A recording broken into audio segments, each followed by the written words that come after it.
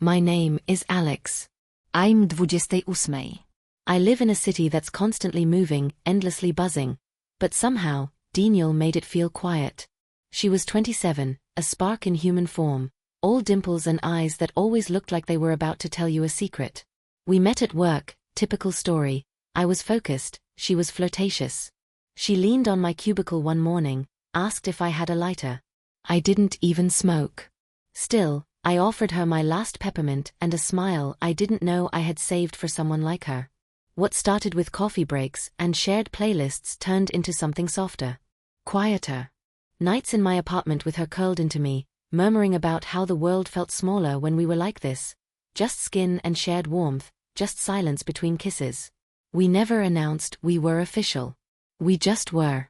She slept in my bed 3-4 nights a week. Her toothbrush stood next to mine, casual as breath. My pillow smelled like her coconut shampoo. I remember one night, early winter, she rolled over, traced her finger down my arm and said, "I don't want anyone else's mornings but yours." And I believed her. God, I believed every word. We had this friend group, all girls, all beautifully chaotic in our own ways. Some of us from the office, some from college, a few added through exes who never quite disappeared. Once a year, we planned a trip. Nothing fancy, just a cabin or lodge outside the city. 1 week, no phones, no work, no drama. Just music, wine, maybe some tears, and shared beds under shared blankets. This year felt different.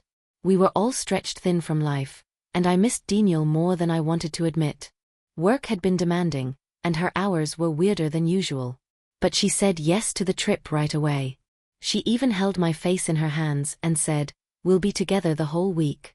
Same bed. Same everything. Just us." She promised. I started counting days like a kid before summer break. I picked out the playlist, soft acoustic stuff for the drives, throwbacks for late-night wine sessions. I ordered matching pajamas, thinking she'd roll her eyes and then wear them anyway. I even packed the same hoodie she always stole from me, just in case she forgot hers, which she always did. At night, I'd lie in bed and imagine the two of us curled together under one blanket, watching the fire crackle in some wooden lodge surrounded by pine. The girls would be laughing somewhere in the kitchen, and we'd sneak away like we always did. That was our thing. Private moments in the middle of the crowd. Her hand sliding into mine under the table. Her lips brushing my ear while no one noticed. She always made me feel like I was the only one in the room. Even when I wasn't. There were signs, of course. There always are. The unanswered texts. The way she flinched when someone brought up our boss's name. Alina, 45, powerful, polished, with eyes that missed nothing. I thought it was work stress. I didn't push.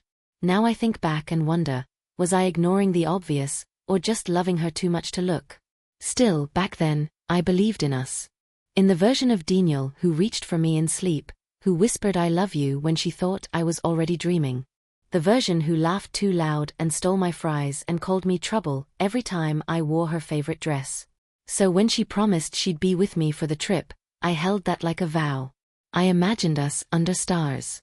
I imagined her head on my chest. I imagined waking up to her soft snores and sleepy kisses. I didn't imagine her absence. I didn't imagine the silence. I didn't imagine seeing her in someone else's arms. But that's getting ahead of myself. All I knew then was this. She said she'd never leave my side, but it turns out, someone else's bed meant more. The morning of the trip, I woke up early, my heart light and buzzing. I opened my blinds and smiled at the sky, like it was blessing the week ahead. My suitcase sat by the door, stuffed with every small moment I wanted to share with her. Snacks she liked, the blanket we always fought over, and a new bottle of that overpriced perfume she said made me smell like the beginning of something. I checked my phone. No text from her yet. But that was Daniel. Last minute packer. Likely hunting for her charger or tangled up in a towel somewhere. I made coffee, poured some into a to-go thermos with cinnamon on top, just how she liked it, and waited. Still no text. No call. 30 minutes passed. Then an hour. Finally, at 9:07 a.m., my screen lit up. I remember the exact time because the message broke me. Hey, kent meg IT Stufkem ab. Sorry. Love you. That was it. I read it 3 times, waiting for more. Some follow-up. A joke. Ah, just kidding, I'm on my way. But nothing came. The world didn't stop turning, but something in me did. Where's Danielle? Gia asked the moment I climbed into the van. I swallowed hard. She's not coming. The whole group went quiet for a second before Lila scoffed. You're joking, right? You two basically nested for this thing. I know, I said, trying to keep my smile intact. She had something come up. Nora raised an eyebrow. Like what? I shrugged. Work maybe? She didn't say. Gia leaned forward from the back seat. She's been off lately, hasn't she? I texted her last week and she ghosted me. Didn't even react to the trip group chat. She's just been tired, I offered. Stressed. You know how it gets. But even as I said it, the words tasted off. Forced. Flat. Everyone turned back to their phones or snacks or conversations, but the silence that followed was heavy. I kept my eyes on the road ahead, pretending not to notice the sideways glances. The drive out to the cabin was long, just under 4 hours, but it felt like a lifetime. I stared out the window while the others laughed and passed chips around, my phone burning a hole in my palm. I texted her once. Are you okay? Nothing. Then again. Do you want to talk? Still nothing. By the time we reached the lodge, my heart was a tangled knot. The place was beautiful though, more than we expected. 2 floors, a wide deck, and a crackling fireplace already lit by the property manager. Pines surrounded everything like guardians. The air smelled clean, like promise. But I didn't care. I kept looking at the empty passenger seat next to mine. I kept waiting for a car to pull up behind us, Danielle stepping out with her usual lazy grin and apology eyes. I would have forgiven her. Right then and there. One smile and I'd forget the text, the silence, the heartbreak blooming slow and quiet in my chest. But no car came. The first night I couldn't sleep. I laid in the bed that should have been ours, on the side she always claimed. I wore her hoodie, the one she said smelled better on me than on her. I imagined her beside me, her feet cold against mine, whispering, "You always hog the covers." The second night, I dreamt of her. She was standing in a place I didn't recognize, wearing a black coat, her back turned. I kept calling her name, but she never turned around. On the 3rd day, it happened. We were out for groceries, just me and Lila, when I saw her. Or rather, them. We had pulled into a small town nearby, just 10 minutes from the cabin. While Lila filled a cart with wine and trail mix, I stepped outside to check my phone. That's when I saw the sleek black car pull into the lodge driveway across the street. The private lodge. Much fancier than ours. Secluded. Gated. Private chef kind of money. And from the passenger side stepped Danielle. My heart slammed so hard I swore it echoed through my ribs. She looked different. Relaxed. Hair styled. Not a trace of the tired, overworked woman she claimed to be. And next to her? Our boss. Alina. 45. Impeccable. Reserved to a fault. She was the kind of woman who could command a room with a glance, the kind who kept everything in tight control. Her speech, her style, her relationships. Or so I thought. They were laughing. Laughing. Alina reached out and brushed Danielle's hair off her cheek. It was a gentle gesture. Familiar. Intimate. Not a boss move. Not a friend move. Not a we just bumped into each other here by accident move. I stood frozen behind a pine tree, watching them disappear into the private lodge. My stomach twisted. My ears rang. I couldn't feel my hands. Lila came out holding 2 bottles of wine. Hey, you good? I nodded too quickly. Yeah. Just cold. But inside I was burning. That night I barely spoke. The others assumed I was just missing Danielle. Which I was. But not in the way they thought. I wasn't longing. I was unraveling. The puzzle pieces were sliding into place faster than I could stop them. The distant texts. The missed calls. The way she pulled away when I brought up the trip. The way Alina suddenly started giving Daniel solo projects at work. The extra hours Daniel claimed she was pulling, which always coincided with Alina's calendar. And now? Here they were. In a private lodge. On the exact same trip. As if I didn't exist. As if our bed meant nothing.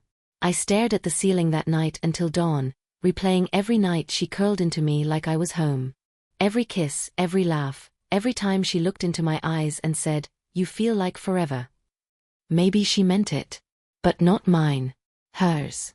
It was the 5th night of the trip, and something inside me wouldn't rest. The others had gone to bed hours ago, wine-drowsy and sun-kissed, tucked into their rooms in pairs and sleepy laughter. I sat outside on the porch, the night pressing in, stars scattered like questions overhead. I couldn't sleep. Not when I knew she was near. Not when her silence was louder than any goodbye. So I walked. At first, I told myself it was just for air. A stretch. A chance to clear the ache from my head. But my feet carried me toward the path I'd memorized. Down the winding gravel trail. Past the thinning trees. Toward the private lodge where I saw her last. I stayed off the main road, half hidden by the dark. It was past midnight when I saw it, a flicker of golden light from behind the window. They were awake. I crept closer, heart pounding so hard it felt like a betrayal of its own. The front windows were sheer, no curtains drawn. The lodge glowed softly, warm and alive. And there she was. Daniel. She stood barefoot in the living room, holding a wine glass.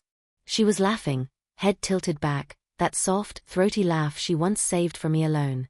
Her hair was messy, freshly washed. She wore my hoodie. My hoodie. The one I packed for her. The one she always said, smelled like sleep and home. The one I was supposed to be wearing, curled beside her under cabin lights and pine shadows. But it was on her now, in that room with her. Alina sat across from her, glass in hand, eyes fixed.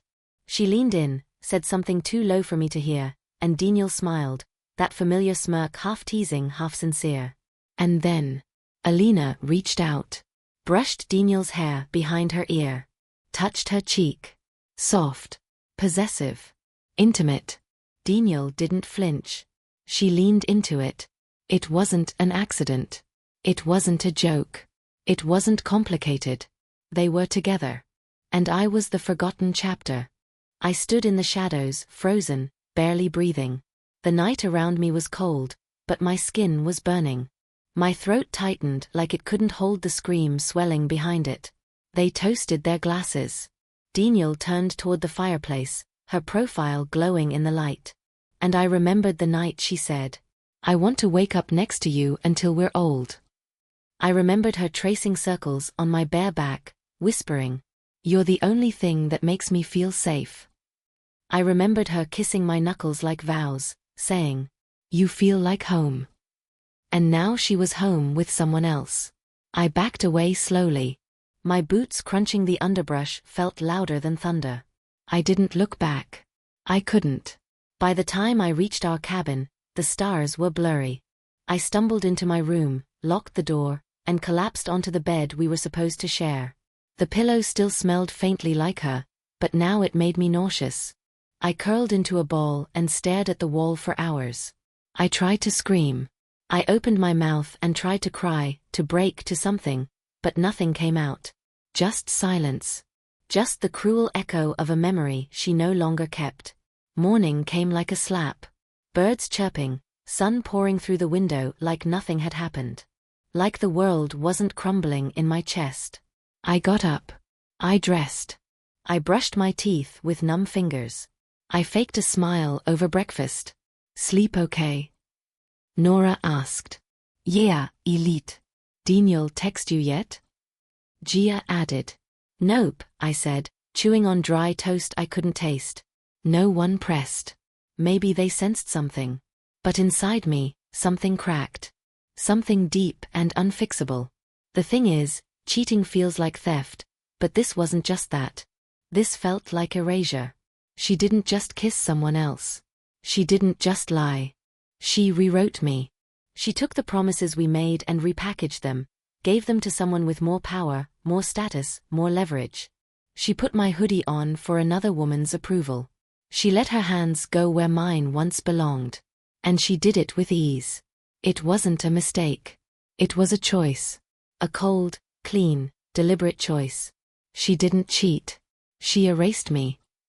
The rest of the day, I walked like a ghost. I didn't tell anyone what I saw. Not yet. I needed the storm inside me to settle into something more useful than grief. But every time someone mentioned Daniel, every casual joke, every offhand comment, I felt the sting all over again. Like she was still here. Like her absence still had weight.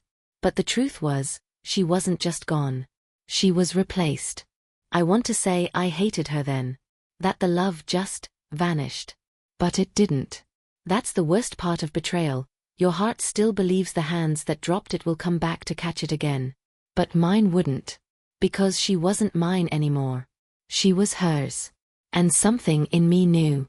She had never truly been mine at all. Iditzt konfront her. Not after I saw her laughing in my hoodie. Not after Alina touched her cheek like she owned her. Not after I returned to my room and laid on the bed Daniel promised to share. Instead, I stayed quiet. For 2 days, I smiled when I had to. I toasted wine glasses, took photos with friends, listened to Gia ramble about mushrooms and Lila flirt with a barista. I played my part, the good friend, the easygoing ex-lover who wasn't unraveling beneath her skin. But underneath that calm, I was planning. I wanted her to feel what I felt, not the heartbreak. That would be too kind. I wanted her to feel exposed. I started with research. It didn't take long. Alina, our boss, the same woman now sharing firelight with Daniel, was married. Legally. Publicly. She had a wife who lived in the city, who occasionally came to corporate events but always left early. I remembered her now, quiet, graceful, always wearing a string of pearls and a distant smile. And then I remembered something else, the employee handbook. Page 17. No personal or romantic relationships permitted between managerial staff and employees reporting directly or indirectly to them. Breach of this policy is grounds for termination. Alina wrote that policy herself. And here she was, sharing wine and bedsheets with someone she was supposed to lead. Someone who, until recently, she barely acknowledged in meetings. Daniel, who suddenly had new projects, bigger platforms, and a shorter fuse. They thought no one noticed. They were wrong. The next night, I went walking again. Kamera in Hand. Not my phone, an old Canon I used for road trips, with a long zoom lens and a silent shutter. I didn't have to wait long. Through the same window where I first saw them, I caught it. Daniel leaning in, wine in hand, her fingers brushing Alina's wrist. A kiss. Soft, quick, familiar. I clicked. Once. Twice. 3 times. Each image a little nail in their perfect little coffin. It felt surgical. Detached. Cold. But that's what betrayal teaches you, how to bleed clean. On the final night, the group gathered for the farewell dinner. It wasn't just friends now. A few co-workers had joined, people who worked under Alina, people who admired her. There were candles, white linen tablecloths, soft jazz humming from a speaker tucked into the corner. I wore black. Hair tied back. No makeup, no jewelry, except the tiny olive leaf necklace my mother gave me when I got my first job. It was delicate, forgettable, but tonight, it felt like armor. Daniel was late. When she walked in, she wore a tight dress I'd never seen before, deep green silk that matched her eyes. She looked radiant. Confident. She looked like a woman who thought she'd gotten away with it. She smiled at me. Almost nervously.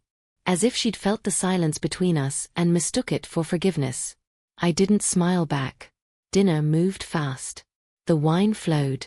Laughter bubbled. Toasts were raised, to the year, to friendship, to the lodge's terrible plumbing. And then Gia turned to me. "Alyx," she said, slurring slightly, "you haven't toasted yet." Everyone turned. Even Alina, seated 2 seats away from Daniel. Their eyes flicked to me, cautious. Curious. I stood slowly. Raised my glass. "Okay," I said, voice clear. "Just one." Silence settled. I turned toward Daniel. "To promises made in my bed." I let the sentence hang. The room shifted. Forks paused midair. And broken in hers. Gasps. Lila choked on her wine. Nora's eyes widened. Daniel froze. I walked to the head of the room, toward the small projector setup Gia had been using earlier for photos. I plugged in my USB. The screen behind me flickered. Then came the first photo. Daniel. In my hoodie. Laughing inside the private lodge. Whispers broke out across the table. Next photo. Alina. Her hand on Daniel's knee. And then the final image. The kiss. Undeniable. Clear. Lit by firelight. Timed like fate. The room exploded. Someone gasped. A fork clattered to the floor. I heard someone mutter, "Is that?" before going silent. Alina stot half weh. Alyx. Save it, I said, cool and sharp. Daniel's face had gone pale. Her lips trembled. Alyx, please. You could have ended it, I said, voice low but firm. You kult weh told me. You kult weh respestet ml enuk to sei trot. I turned toward the room. But instead, you wore my hoodie. You let her touch you. You took my love and served it to someone who signs your checks. Alina was silent now. Her career, her credibility, dangling like thread. And Danielle? She looked like she might cry. Good. I walked toward the door, slow and steady. I paused just before leaving. Turned back once. Enjoy your promotion, Daniel. I let the words drip. You worked hard for it. The door clicked shoot behind me. The cold air hit like absolution. For the first time in days, I could breathe. I didn't need to stay for the aftermath. The wreckage would right itself. Alina would face HR. Daniel would face herself. And me? I was done being quiet. Coming home was quieter than I expected. The apartment felt unchanged. The same muted lights, the same coffee mug drying beside the sink, the same hoodie folded at the foot of the bed. Not the one Daniel wore, that one never came back. Just one that still smelled like lavender detergent and late-night peace. I unpacked slowly. Not just my suitcase, my thoughts, my heart, my sense of who I was before I loved her. The nights were hardest. Not because I missed her warmth, but because I finally realized how many times I mistook her presence for safety. The messages started 3 days later. At first, a voice note. Alyx, please just let me explain. Deleted. Then a long text. I never meant to hurt you. Things got confusing. It wasn't serious. I didn't plan it. Deleted. Then the flowers. I opened the door to a bouquet of white lilies, her favorite, not mine. No card. Just assumption. Just guilt wrapped in ribbon. I tossed them in the trash. She sent emails. Voice notes. One long message saying she couldn't sleep, that she hated herself, that she wished she could undo everything. But the thing about betrayal? It rewrites what came before. It stains the whole story. And no apology can unburn a bridge set on fire willingly. A week later, the office buzzed with news. Alina had quietly resigned. No announcement. No thank you memo. Just gone. Daniel stopped showing up to work. Rumors floated, an internal investigation, someone reporting the relationship, HR tightening their leash. Her company email bounced. Her desk sat empty. The girl who once sat next to me in meetings, who once held my hand under the table, vanished. Just like that. Then came the twist. An email from corporate. Subject, leadership opportunity, project director. The job. The one I once fought for and lost mysteriously. The one that somehow landed in Daniel's lap instead. And now they were offering it to me, no interview, no pitch, just, mine if I wanted it. I sat with the offer for 2 days. Then I declined. I didn't need their title anymore. I didn't need a desk in a place that watched me bleed and said nothing. Instead, I filed paperwork. Registered a name. Launched a site. Alyx Monroe Consulting. It didn't feel like revenge. It felt like reclamation. Months passed. My days grew full, of clients, quiet mornings, long walks, the sound of my own breath unaccompanied. I painted the bedroom a new color. I changed the locks. I stopped checking my phone for echoes of her. Some nights I still remembered her, not with longing but with clarity. She had been a lesson, not a mistake. And I was done rereading the same chapter. On the 6-month mark, I took a solo trip. Cabin in the mountains. No service. Just pines, paperbacks, and fresh bread from a local shop.